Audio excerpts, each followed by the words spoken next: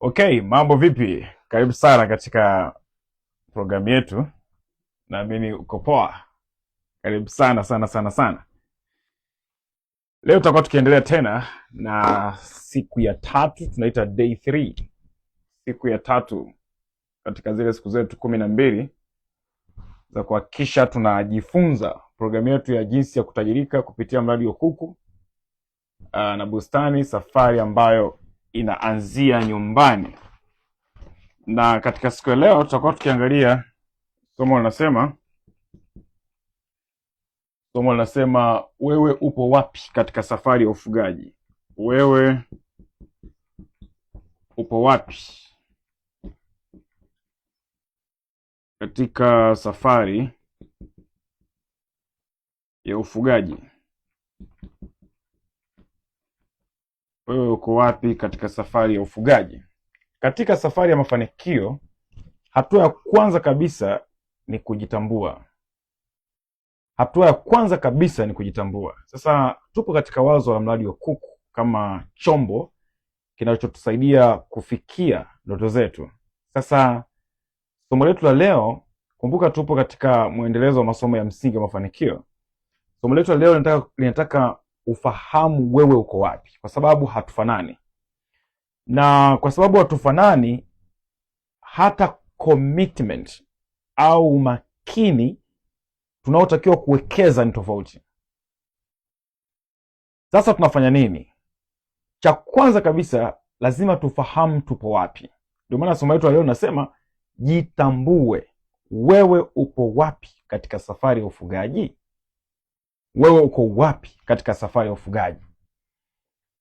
Sasa nikukaribisha sana, na naamini kwamba katika muda tutakao kuwa nao tutaweza kujadili na utaweza kupata kitu kikubwa sana cha kuboresha katika safari ya mradi wako. Nakumbuka miaka ya nyuma kidogo, niliwahi kutembelea wafugaji katika eneo moja ambalo walikuwa wengi, lakini nilichokuja kubaini ni kwamba kila mfugaji alikuwa na changamoto zake. Na hapo ndio nilipokuja kugundua kwamba kumbe tunaweza kuwa tunaongea na watu, lakini sio lugha moja ambayo itatumika kwa kila mtu. Mimi mara nyingi nimekuwa naongea na watu ambao wanakuwa wametufuatilia, nakupigia simu, halo, mambo vipi? Salama kabisa. Nimekupigia simu, nimekuwa ukitufuatilia kwenye mtandao. Nataka kujua plani zako, nione kama kuna mahali pa kukusaidia. Unakuta kila mmoja na stori yake. Sasa nilipotembelea hapo nikagundua kwamba kuna mmoja alikuwa anatafuta taarifa. Yaani kwamba anatafuta kujua kitu gani kinaweza kikafanyika. Mtu wa pili alikuwa amewahi kufuga lakini alikata tamaa. Alikutana na changamoto nyingi, alikutana na magonjwa nini, akaamua kuacha. Mtu wa tatu ni mtu ambaye alikuwa anapitia changamoto lakini hajaacha. Kuku anakufa, anasema kuku anakula sana. Kasema okay sawa.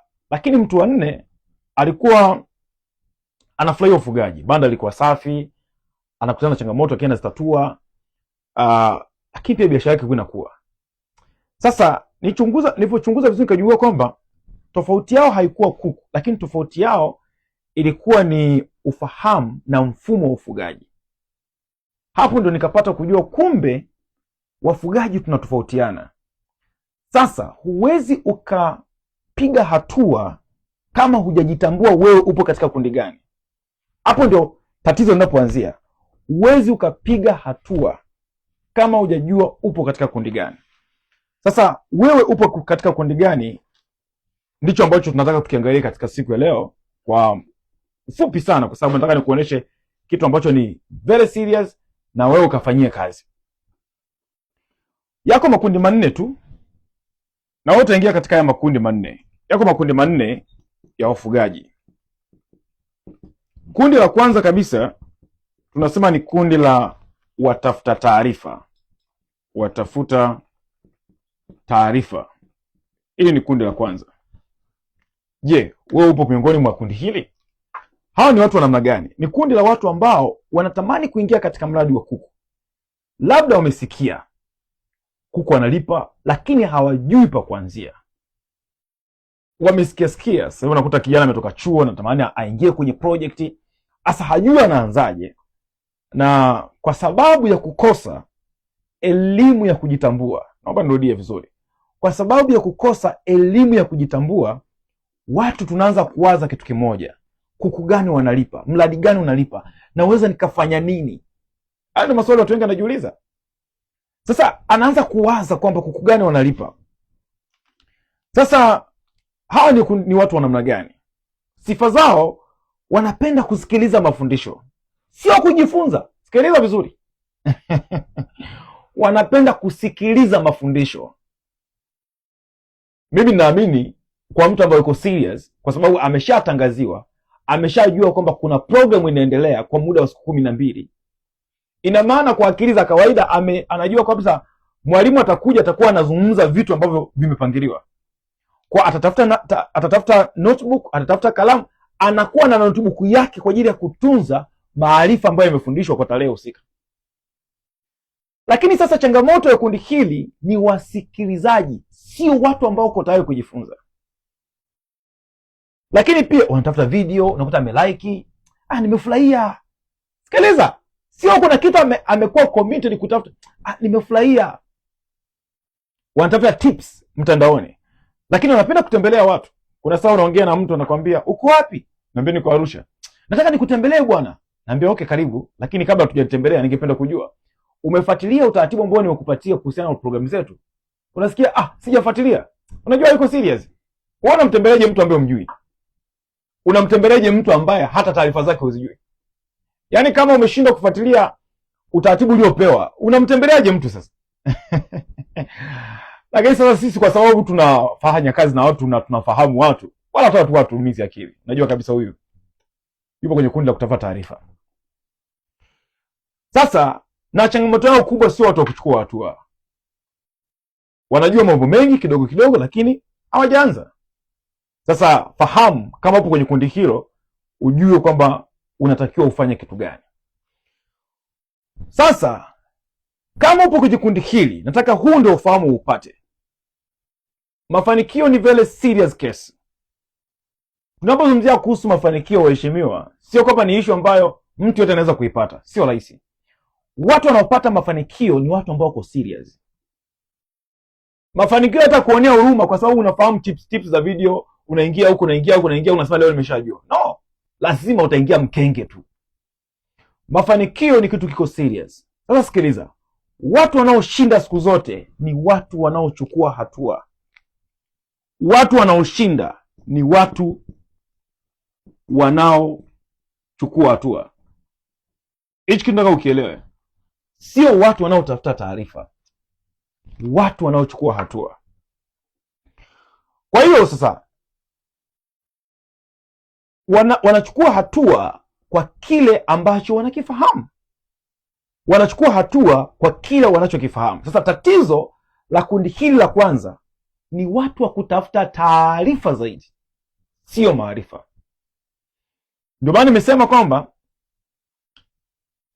tatizo ni lini? Hawa ni watu wa kutafuta taarifa. Kuna tofauti ya taarifa na maarifa. Taarifa ni tips. Maarifa ni mpangilio wa taarifa ambazo zimepangiliwa zikusaidie wewe kufikia lengo fulani. Sasa tatizo la kundi hili ni watu wa kutafuta taarifa zaidi kuliko maarifa. Sasa huu ndio ushauri wangu ambao nataka nikusaidie. Ukiwa hujui kitu,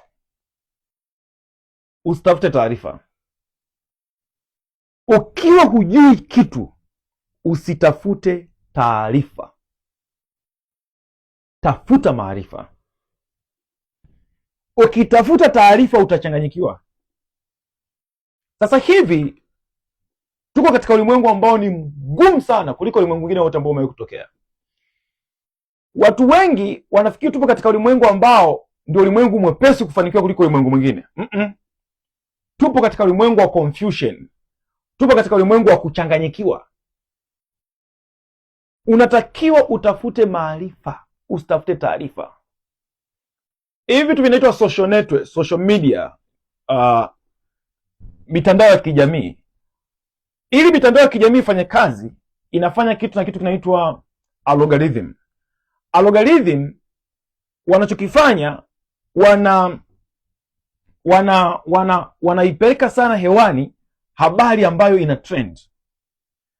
Sasa ili habari trend, huwezi ukaweka maarifa kwenye habari kwenye hii mitandao ya kijamii, Instagram, Facebook, Instagram, Facebook, TikTok.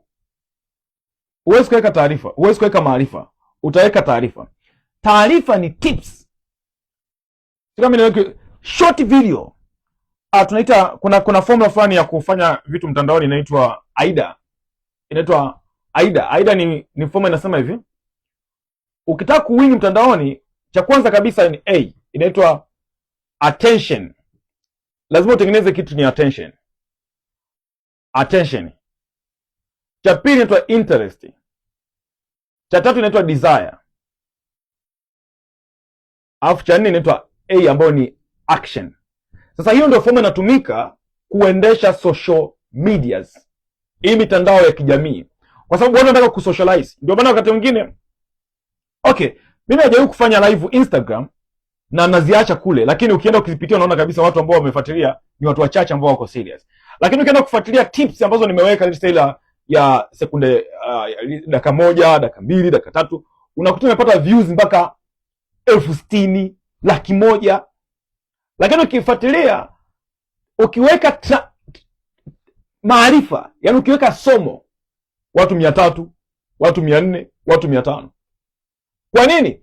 Sasa ukitaka uendelee kukaa kwenye mtandao na kuendelea kufahamika, unatakiwa utengeneze kitu kinachoitwa nini? Taarifa, sio maarifa. Sasa watu ambao yani watu ambao wanatafuta taarifa wanalewa, wanachanganyikiwa, kwa sababu ili mtu aendelee kubaki kwenye mtandao wa kijamii lazima akupatie taarifa ambazo zitakuchanganya. Sasa hawa watu ndio wao wanafeli, kwa sababu wewe unatafuta tips. Huwezi kufanikiwa. Kinachouza kwenye mitandao ya kijamii ni taarifa, sio maarifa. Kinacholeta transformation ni maarifa. Kinachouza ni taarifa. Sasa unataka kununua, unataka kubadilika?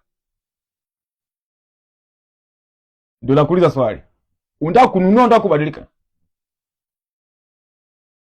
Haya, sasa unajuaje huyu mtu ameshachanganyikiwa?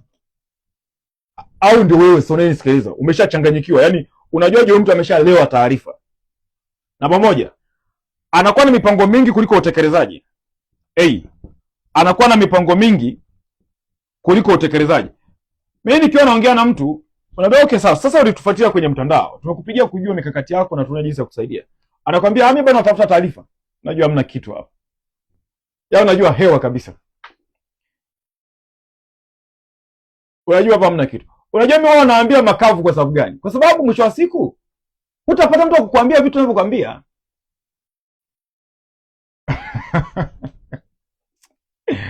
Eti bado naangalia mtandaoni na pitia nione jinsi ya kujipanga. Unajipanga kutumia tips?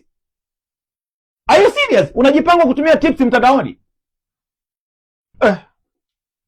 Unamuuliza okay, unafuatilia vile vipindi ambavyo nafundisha bure kabisa Instagram. Unajua niko busy kidogo. Kama uko busy usifanye mradi. Ukijikuta wewe uko busy, usifanye mradi.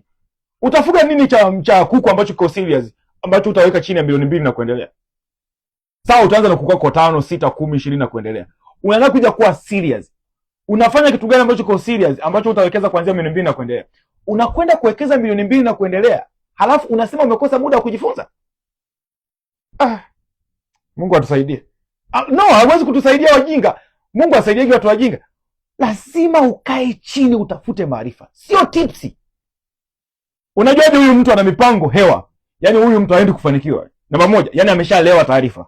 Mipango mingi bila utekelezaji. Namba 2, ni mtu wa kutafuta perfection. Tunaita ukamilifu. Ni mtu wa kutafuta ukamilifu. Ukamilifu maana yake nini? Anataka aelewe kila kitu, alafu ndio aanze. huyu akashaelewa tayari. Huwezi ukaelewa kila kitu kabla hujaanza. Haiwezekani. Huwezi ukaelewa kila kitu. Kuna statement moja inasema theory never fail. Yaani hata uwe bingwa sijui na PhD kiasi gani, PhD ya kusoma, sio ya kwenda kupractice. Siku kienda kupractice atakukuta tu. Tunasema theory never fail, but practical reveal who you are. Nadharia haijawahi kukufeli, lakini practical unapoenda kwenye utendaji ndio inakuonesha kwamba una akili kiasi gani. Akili huwa hazijulikani kwa kusoma. Yaani kiwango cha ufahamu ulionao kinachofanya kazi kinajulikana ukiwa field. Kwa mtu huyo anatafuta ukamilifu, perfection. Ukitafuta perfection huwezi kufanikiwa. Ukitafuta perfection huwezi kufanikiwa. Na perfection haijawahi kutokea. Kuna hii statement inasema practice makes perfect. Hakunaga perfect. Hata ukipractice kiasi gani hutakaa uwe perfect. Tunasema practice makes progress. Not perfection. Hakunaga perfection. Ndio maana kila grade unaopita, kila hatua unaopita ina changamoto zake. Na ukitaka kuwini, kuenda juu zaidi, una solve changamoto kubwa zaidi. Wewe umetoka darasa la 7, unataka kwenda sekondari, inabidi uvuke ufanye mitihani. Umeenda sekondari, unataka kwenda sekondari nyingine tena, unavuka kwa mitihani. Unataka kutoka sekondari kwenda ile elimu ya juu ya chuo kikuu, inabidi ufanye mitihani. Ndivyo kwenye pesa ilivyo. Ndio maana ukitaka kujua kiwango cha akili yako, kaangalie pesa ulionayo. Ukitaka kujua kiwango cha pesa ulionayo, kiwango cha akili inayofanya kazi, kaangalie pesa ulionayo. Ukiona pata 200,000 kwa mwezi, ujue akili yako ni 200,000. Yaani ndio imeisha hivyo. Akili inayofanya kazi inategemea na kiwango. Yaani pesa ni kipimo cha thamani unayoweza kutoa sokoni. Sasa pesa inakuonyesha kabisa thamani unayotoa ndio kiwango hicho cha akili. Sasa usitafute perfection, tafuta kuchukua hatua. Namba 3, anakuwa mshauri wa kujipendekeza. Namba 3, anakuwa mshauri wa kujipendekeza. Mshauri wa kujipendekeza maana yake nini? Mshauri asiye na malipo. Ndugu zangu, kama upo kwenye kundi la kutafuta taarifa, ukizubaa kidogo utaanza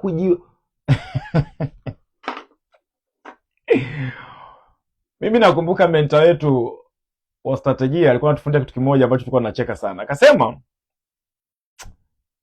kwa maarifa ambayo mnayo sasa hivi, kipindi hicho sasa, unajua mkiwa kwenye program fulani mmejifunza, na wakati fulani hata mentor akiwa anawafundisha, kuna saa unakuta amerudia baadhi ya mambo, unasema sasa mbona jamaa anafundisha mambo hayo kila siku? Yaani unajua mentor ni mtu ambaye kashapita stages ambazo wewe unapita. Sasa akawa anatuambia vitu mpaka tukasema huyu jamaa ametujuaje? Anasema kitu ambacho ni kibaya kuliko vitu vyote duniani, alikuwa anasema hivi, ni kujua vitu halafu hujavifanyia kazi. Inafika kiwango ambacho unajiona kana kwamba umeshamaliza maisha. Kitendo cha kuona kwamba unajua vitu vingi, unajua tips, unajua vitu vingi. Akasema hivi, mnajiona sasa hivi mmeshakuwa mamilionea kwa sababu mnajua vitu. Ndio maana mara nyingi mentors huwa hawafundishi. Anakufundisha tu formula alafu anakuacha. Alafu anataka ukishavuka grade fulani ndio aje tena. Sio, umeelewa? Mimi mwenyewe nafundisha sana sasa hivi kwa sababu na mpango wa kuacha kufundisha. Nitakuwa focus na kitu kingine kabisa. Na mtakuwa mnaona masomo haya mengi tu mtandaoni, lakini mimi nitakuwa sifundishi, nitakuwa nishafundishaga muda mrefu. Sasa kila kitu kina wakati wake. Sasa akatuambia hivi. Akatuambia kitu ambacho watu tunacheka. Anasema nyinyi sasa hivi mnajiona mmeshafanikiwa kwa sababu mnajua mbinu, mnajua mikakati, mnajua nini na kila kitu. Lakini ukweli ni kwamba nyinyi maskini. Tutasema ndio nini tena? Anamwambia, angalia. Mmefanya nini? Mmechukua hatua? Tukasema hapana. Akasema sasa ngoja niwape leo formula. Akatufunga hiyo formula mpaka kesho. Kwa anasema formula ambayo anakuambia kama unapata chini ya milioni huna formula. Tukasema una formula vipi? Leteni pesa tuone. Mpaka na koda macho. Haya. Tumeenda tukavuka. Akamwambia kama unapata chini ya milioni 3, una hustle, yaani unahangaika kupata chini ya milioni 3, wewe una discipline. Mentor nini tena? Sema jana umefanya kazi gani? Katika hivyo unavyovifahamu umefanya kazi gani? Kasema Mungu wangu. Tukaenda tumefika sasa kwenda kupambana, kwenda kufikia kwenye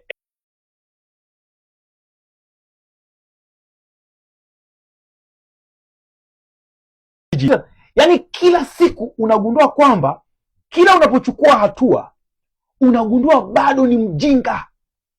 Sasa akatufundisha kitu kimoja, akasema hivi, kuna watu ambao hawajui kabisa, yaani ni wajinga. Anasema huyu ndio mtu nayemtafuta, yaani anafahamu kwamba mimi ni mjinga. Huyo ni kundi la kwanza. Kundi la pili ni mtu ambaye anajua kama anajua, kumbe hewa kabisa. Yaani ni watu ambao wanajua.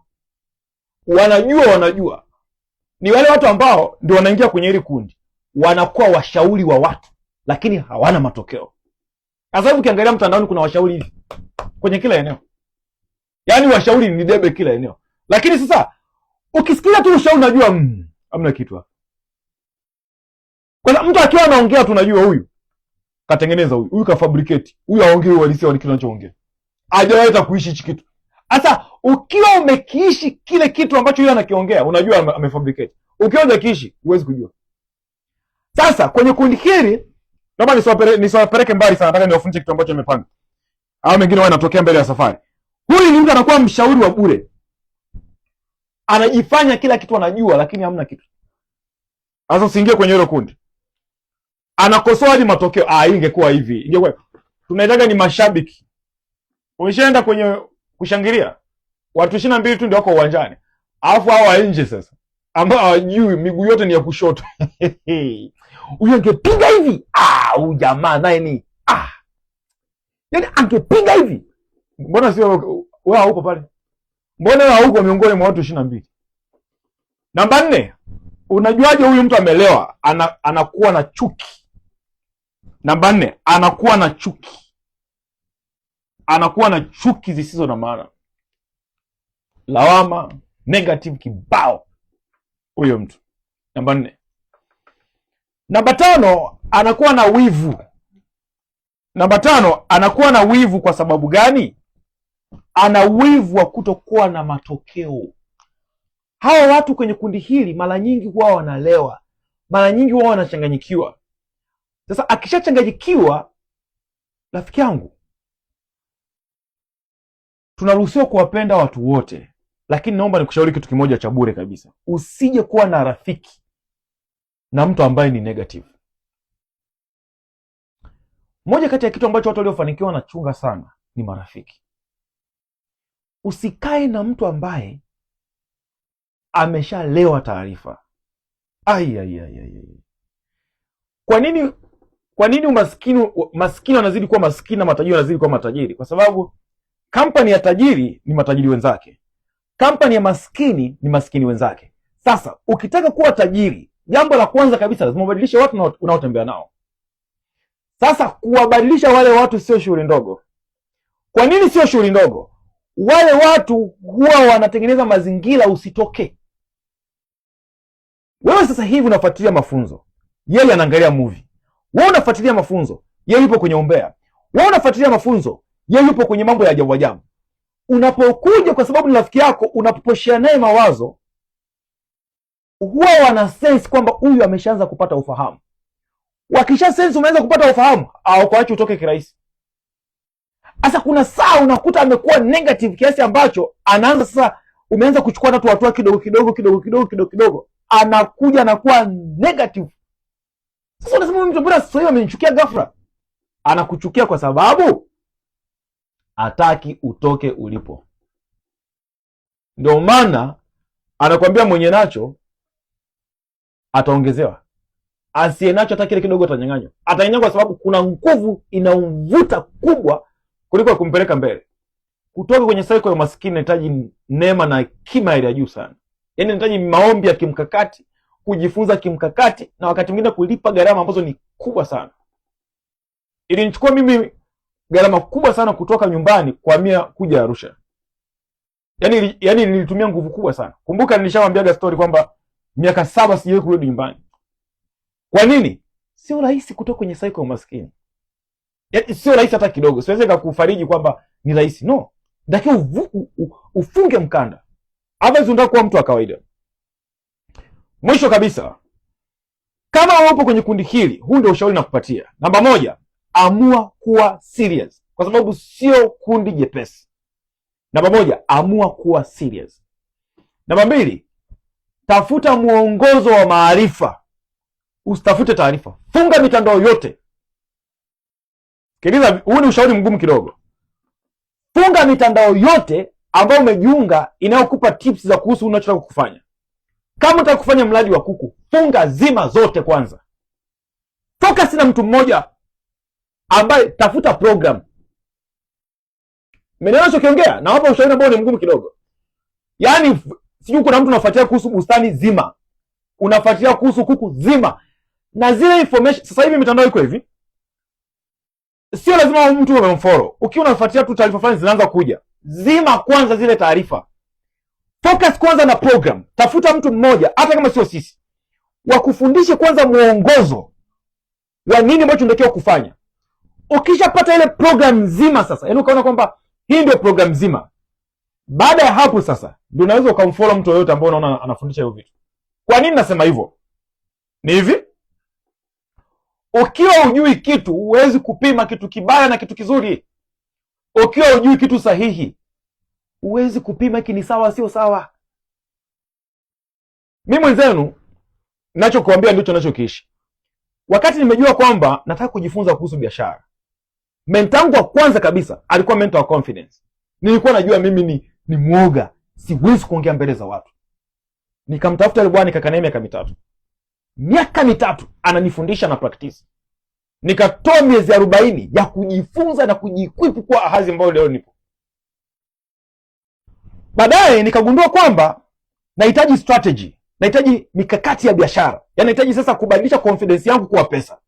Inatakiwa inaitwa kitu ni strategia. Nikamtafuta mentor mwingine. Nikakaa naye miaka 4. Miaka 3 ya mwanzo sipati pesa, sipati chochote mtandaoni. Leo nimekuwa kama nilivyo. Haya, tumekuja baadaye tukagundua kwamba dunia imehama. Sawa na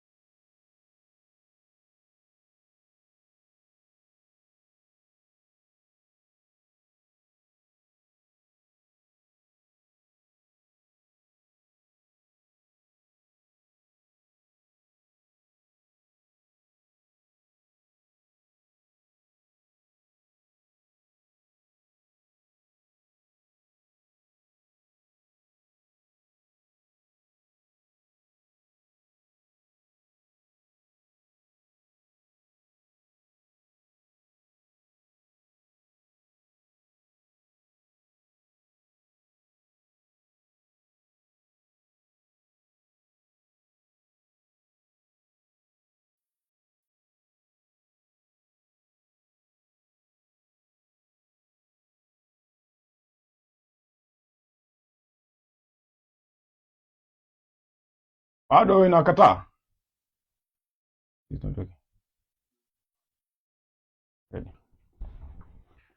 Okay, tuendelee. Nafikiri iko sawa sasa.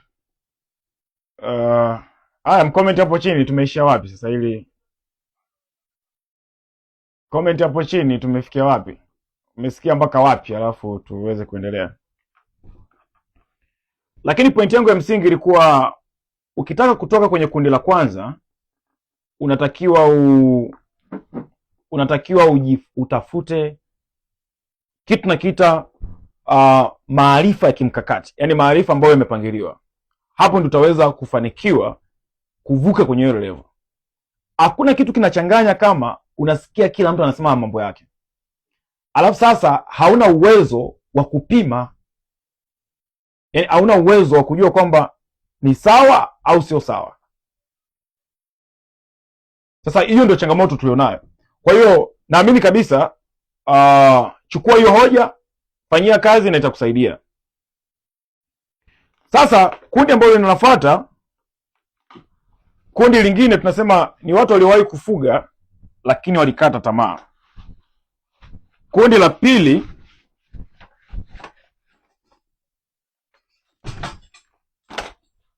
pili tunasema ni watu waliokata tamaa. Ni watu ambao wamekata tamaa. Hawa ni watu ambao waliwahi kujaribu lakini walipata hasara wakakata tamaa. Mara nyingi ndio watu ambao wamekuwa wakisema kuko walipi, soko gumu, gharama ni kubwa, na wanaweza kuwa walitaka kujisemea moyoni kwamba hii biashara kichaa siwezi kuifanya tena. Sasa biashara sio kichaa, na siku zote biashara haijawahi kuwa kichaa, ila kichaa anakuwa ni mtu. Kwa sababu mbona biashara hiyo ambayo unasema wewe ni biashara kichaa, kuna mtu ambaye anapata pesa, kuna mtu anafanikiwa. Hasa kwa nini sio wewe? Maanake kuna shida ambayo ilitokea.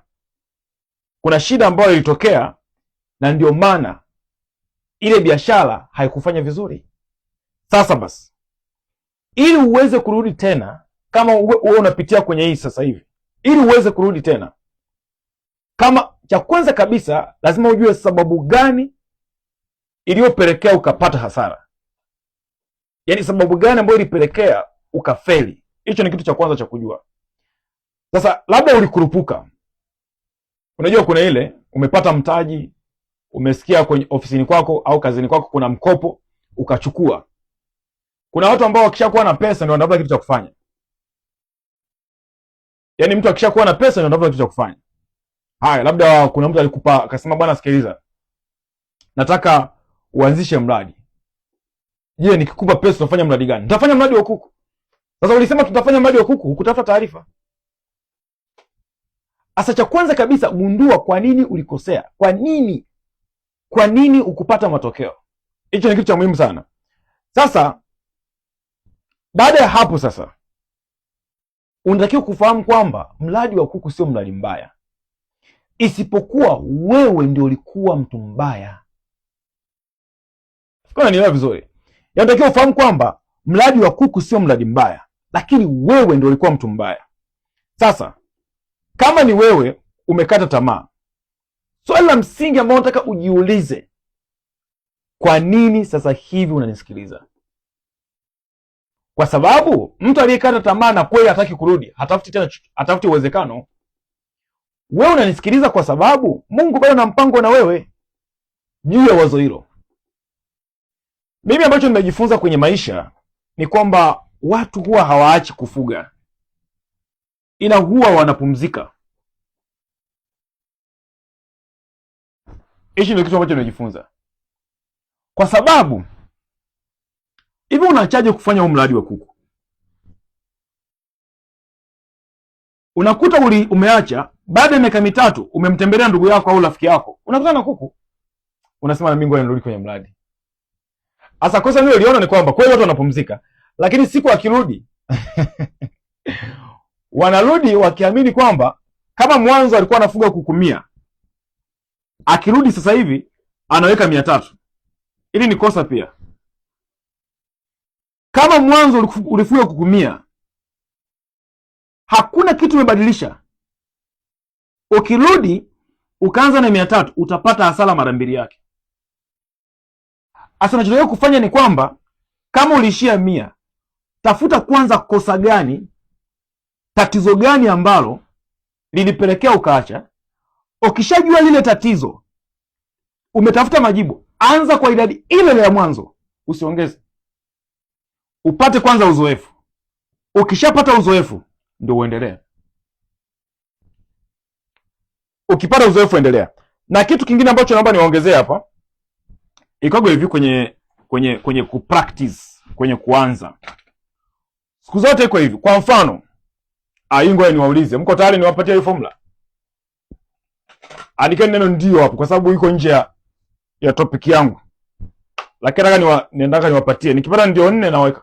Nawafundisha formula ya jinsi ya kwanza ili usikosee. Yaani usipate hasara. Nataka nikupe formula ambayo ni jinsi ya kwanza usipate hasara. Nikipata ndio 4, oh wow, nimeona ndio 1 hapo, safi sana. Safi sana Pius Kizo. Safi sana huyu anaitwa Erineus. Zikifika 4 nawafundisha. Haya. Kwa hiyo hawa watu wa kundi la pili ni watu ambao walikata tamaa. Ngoja nikupe kitu kimoja ambacho kitakusaidia. Hii ni indicator kwamba Mungu bado na mpango na wewe. Siku zote iko hivi.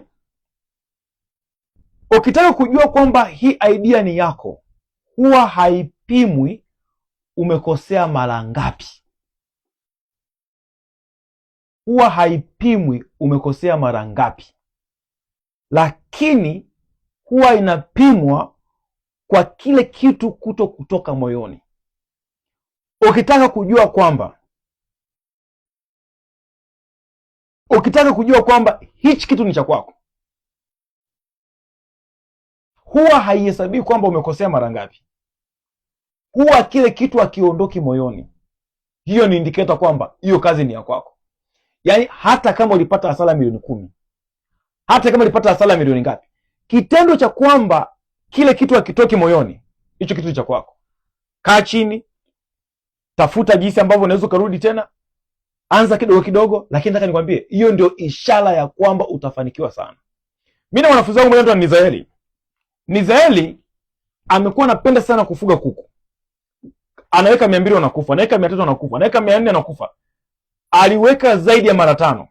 Lakini aache. Siku moja kabla vifaranga ameagiza. Nafikiri kwa kama wiki 2 hivi bado havijafika. Sasa kichotokea akakutana na mwanafunzi ambaye alikuwa amepitia kwenye program zetu. Akamwambia, sikiliza wewe kila muda unaweka vifaranga wanakufa. Pata kwanza mafunzo. Akasema napata wapi? Akamuelekeza yule mtu, akakutana na sisi tukamfundisha. Akapata mafunzo. Alivyopata mafunzo, yule mama anafanya vizuri sana.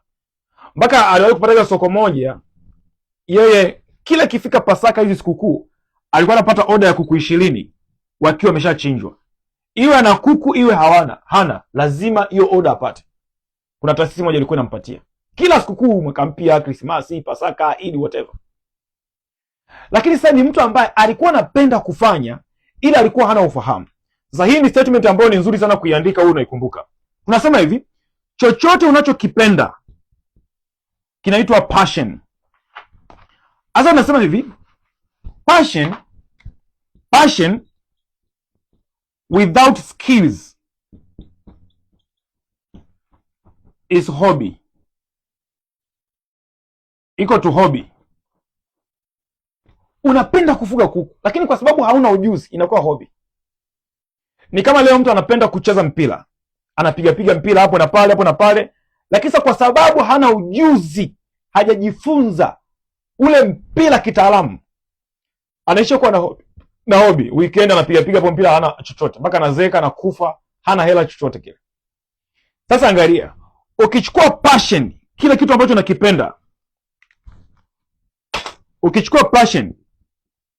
ambacho unakipenda, ukajumlisha na skills ni ujuzi, inakuwa professional.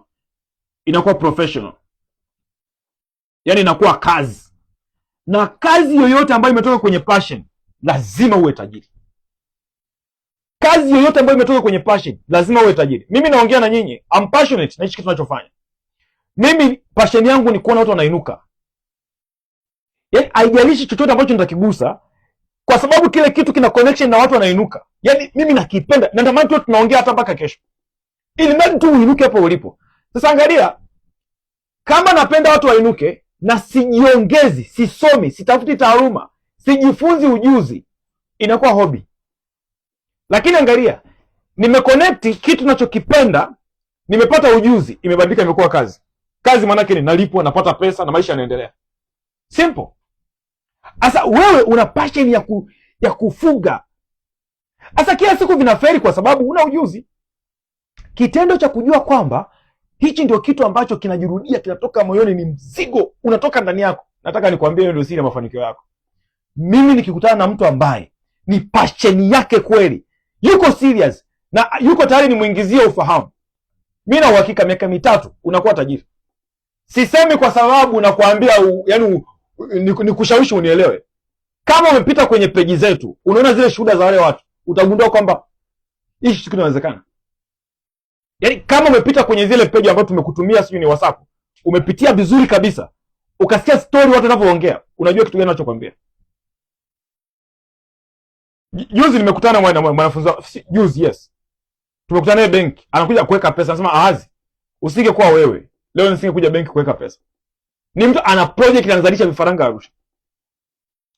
Sasa angalia, ni pale ambapo passion imekutana na passion.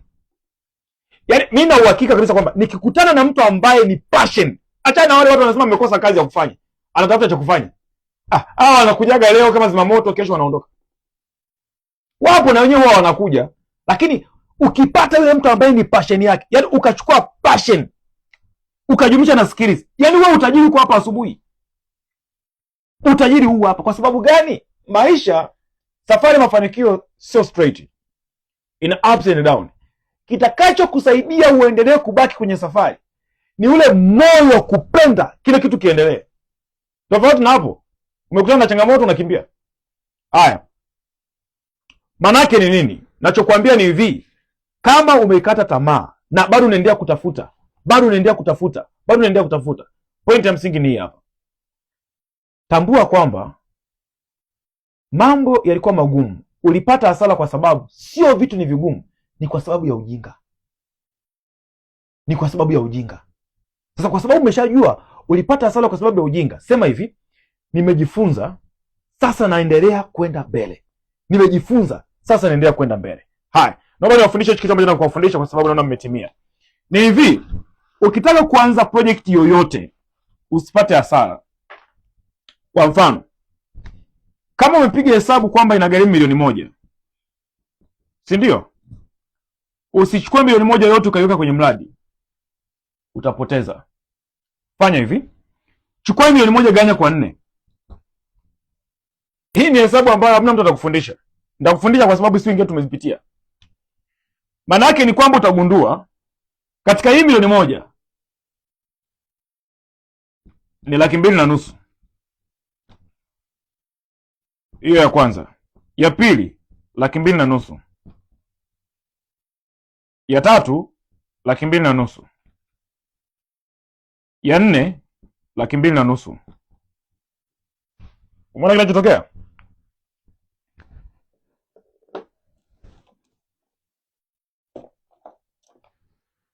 Sasa siku zote iko hivi. Hii pesa ya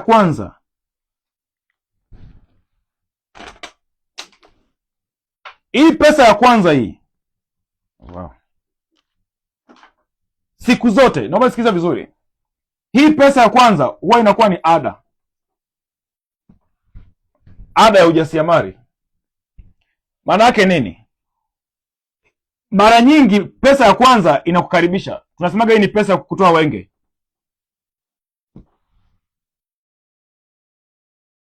Huwa hairudi.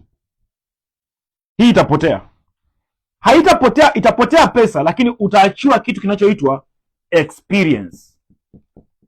Experience ni uzoefu. Experience maana yake nini? Experience ni masahihisho unayokutana nayo wakati umeanza project ni mpya. Haya, hii zimepotea, utakuja kuchukua tena 2,500 hii hapa. Utachukua 2,500, utachukua idea yako, utajumlisha na experience ulioipata. Maana yake sasa hivi utakuwa unapambana kulinda nini? Pesa yako. Hapa utapata faida, ila pia utapoteza. Kama unanielewa, namba nione maua. Hapa utapata faida, lakini pia utapoteza. Unaona kinachotokea? Haya, ukienda kuchukua pesa ya tatu, utajumlisha na pesa ya pili, unarudisha mtaji, unarudisha pesa ya kwanza iliyopotea. Hapo utapata faida, lakini utapata faida ambayo ni ile ambayo ilipotea. Unapoenda kuchukua pesa ya tatu, unapoenda kuchukua pesa ya 4, unaenda kuskeli biashara yako. Ndio maana tukasema hivi, kuna hatua 3 za mafanikio. Hatua ya kwanza unajitafuta. Hatua ya kwanza kujitafuta. Hii hatua ya kujitafuta ndio hii hapa ya kupoteza. Hatua ya pili ni kujipata. Kujipata ni pale ambapo unaenda kwenye unawekeza pesa, unapata faida. Hatua ya tatu ni kujikuza. Kujikuza maana yake ni kuskeli. Kuskeli, unakuja kuchukua hii pesa ya 4, unaongezea na mtaji uliopo, unarudisha pesa zote na unapata faida mara 2. Waheshimiwa, hiyo nimewapa siri nzito kuliko mnavyoweza kufikiri. Kazi kwenu. Kama umeelewa, comment hapo umeelewa. Hiyo ndio jinsi steps za maisha ya uchumi yanavyoenda. Ukijifanya sasa, angalia kinachotokea. Kwa nini watu wengi wana give up? Wanafanya hivi. Kajua kwamba mradi wako utagharimu milioni 1. Kuna mmoja tulikuwa naongea naye, si jana, si juzi, si utakuwa unanisikiliza hapa. Bado tukiongea na nyinyi tunawaambia, uzuri hatuwataji majina. Kuna mawazo mengine tunawasikiliza tu, lakini naona kabisa wewe unaenda kupotea. Mtu ana milioni 2. Unamwambia ingia kwenye program, anakwambia sasa nikilipia pesa ya program mtaji nitatoa wapi? Aya. Hakuna kosa kubwa kama hilo. Hivyo unanunuaje gari alafu unaacha ufunguo? Zinakutosha vizuri? Utaendeshaje hilo gari? Utaendeshaje hilo gari? Asangaye inachoja kutokea. Anachukua milioni 2 yote, anaipeleka kwenye awamu ya kwanza, inapotea yote. Inapotea. Maisha ni kukua. Mafanikio ni kukua. Kukua maana yake nini? Unamwona mtoto mdogo anapotembea. Mtoto mdogo akitembea akajikwaa, anaanguka. Unajua kwa nini anaanguka? Anaanguka kwa sababu anajua anatembea, anajua anajifunza. Mtu mzima ukiwa unatembea ukajikwaa, huwezi kuinuka haraka. Unaona aibu. Watanionaje? Yaani mimi mtu mzima nimeanguka. Hivi na akili kweli? Watanionaje? Ndio maana watu wengi wanapotea kwenye ramani ya ujasiriamali. Wanakurupuka. Yaani watu wanakurupuka. Pointi yangu ya msingi ni nini? Pointi yangu ya msingi ni kwamba ukikurupuka utakutana nacho. Hapa sasa, hii pesa ya kwanza yote inapotea. Ikishapotea hii pesa ya kwanza, unarudisha nini sasa? Haya, ndio wengine mmepoteza pesa za kinwa mgongo hapo. Mmeingiza pesa zote kwenye miradi ambayo mwijui. Pesa za mikopo mmepotezea hapo. Pesa sijui za kupewa mmepotezea hapo. Kuna watu wengine leo kwenye maisha yenu hamuaminiki tena. Kwa mfano, ni mwanaume alimpatia mke wake pesa, akaanza mradi wa kwanza ukafa, wa pili ukafa, wa tatu ukafa, upewi tena. Utaonekana ni wale wale. Sasa manake nini? Manake ni kwamba uliingia kwa kukurupuka. Sasa kwa sababu umeingia kwa kukurupuka, haujafundishwa hatua za kuchukua, hatua za kuzingatia unapochukua hatua kwa mara ya kwanza. Unaisha. Ndio maana ogopa mtu anayesema nitakusapoti kwa muda wa miezi 5 au mwaka mzima. Anaelewa anachofanya. Anaelewa. Angekuwa na guesswork Yaani angekuwa na zile kazi za kubahatisha, si anakuambia tu hiki tunauza shilingi 50,000 au shilingi 10,000 au shilingi 100,000, alafu umeenda. Kwa sababu vitu haviwezi kufanya kazi at once, lazima kuna hatua za kupitia kwamba okay, sikiliza, tukitoka hatua hii twenda hatua hii, tukitoka hatua hii twenda hatua hii, tukitoka hatua hii twenda hatua hii. Ukizingatia hatua unazopewa lazima ufanikiwe. Ndio wanafunzi wetu wote ambao wamefanikiwa walifuata hatua. Wale wanafunzi ambao hata stori zao hatuzijui walikurupuka. Kuna mtu mwingine anakuja akiwa na mawazo yake mwenyewe. Sasa kama unakuja na mawazo yako, umelipia nini? Unataka usaidiwe nini sasa? Akishakuja na mawazo yake, unamwambia fanya hiki, anafanya hiki. Fanya hiki, anafanya hiki. Baada ya muda anaanza kuona aibu. Unajua, ngoja nikwambie kitu. Ukitaka wewe ufanikiwe, lazima ujenge mahusiano mazuri na mimi. Ukishatengeneza mahusiano ambayo utagundua huzingatii ninachokuelekeza, unapotea kwenye ramani mwenyewe. Ukipigia simu, "Halo vipi? Mbona tukooni sasa hizi?" Unajua mwalimu, sijui na mgonjwa, sijui unajua, sijui niko busy kidogo nitakutafuta. Ndio umeshapotea hivyo. Yaani imeisha. Umeharibu mahusiano. Ndio maana sisi pia tukiwa tunaongea na wewe tukagundua kwamba wewe ni negative, tukagundua kwamba hatuweza kujenga mahusiano, tunajua kabisa hatuwezi kukusaidia. Tunakwambia sawa, haina shida. Hatuwezi kufanya kazi na wewe. Kwa mwisho wa siku lazima mimi na wewe tushirikiane, tufikie malengo. Mimi nikiharibu mahusiano na wewe, hakuna biashara. Wewe ukiharibu mahusiano na mimi, hakuna biashara, hakuna kazi, hakuna matokeo. Haya. Tuendelee. Najua umepata kitu hapo. Tumalizie na kundi la 4, alafu niwaache mkapumzike. Tumalizie na kundi la tupo kundi la 3 au?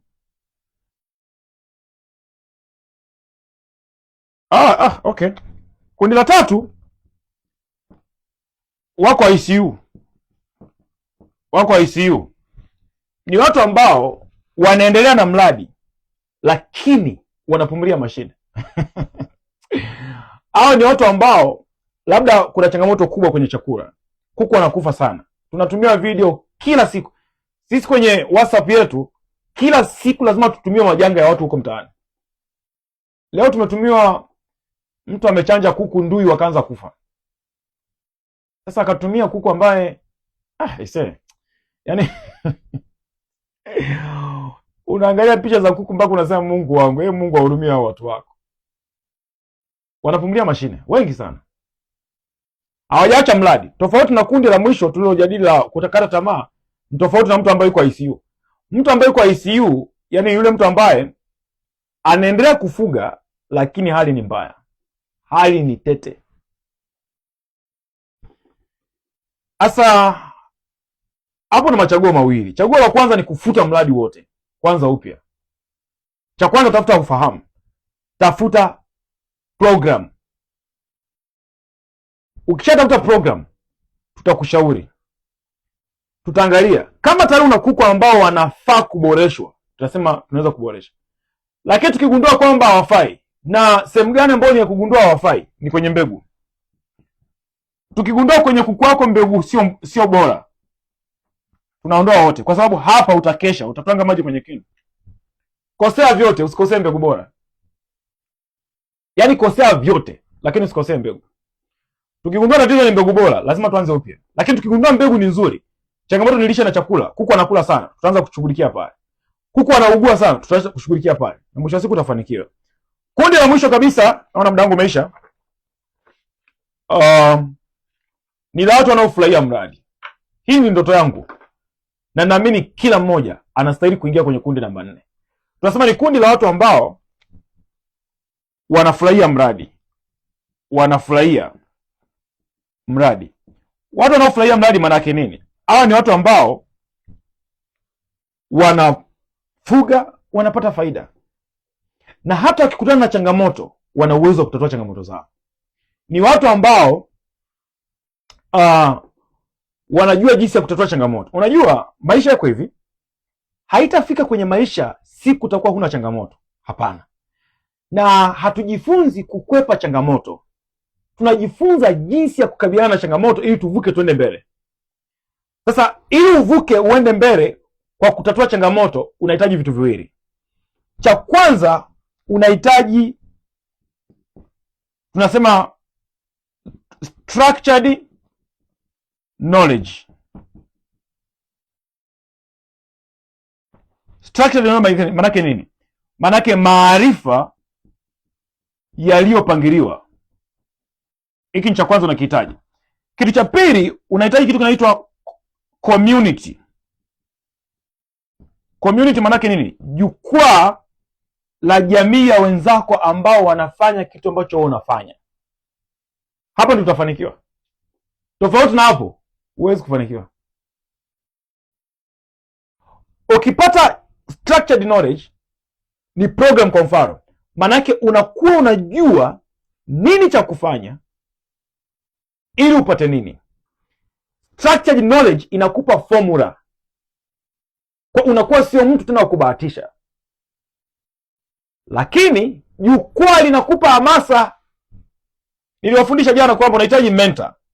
Mentor maana unahitaji skills za mtu ambaye tayari zimekutangulia kwenda. Cha pili unahitaji coach. Coach ni mtu anayewasukuma. Halafu unahitaji role model. Role model maana ni jukwaa la watu ambao wanafanya kitu ambacho unafanya. Unatakiwa kuona mbele ambako wenzako wameshafikia. Hapa ndio nafasi kubwa ya kufanikiwa. Halafu unahitaji kupata mteja ambaye ndio unampambania ili aweze kutoka kwenye majanga. Ukiweza kufanikiwa hivyo, lazima ufanikiwe. Ndugu zangu, mimi na mimi nimeenjoy. Wangapi mmeenjoy? Nione maua yenu. Wangapi mmeenjoy kwa muda mchache ambao nimesema niongee na nyinyi? Na mimi nimeenjoy vizuri kabisa. Nione maua kama mmeenjoy. Sasa hii ni kazi ambayo nataka ufanye. Nitumie hii kazi kwenye WhatsApp. Nitumie kazi kwenye WhatsApp. Wewe upo kwenye kundi gani? Zoezi. Wewe upo kwenye kundi gani? Nitumie kwenye 0761 825 808. Wewe upo kwenye kundi gani? Katika makundi.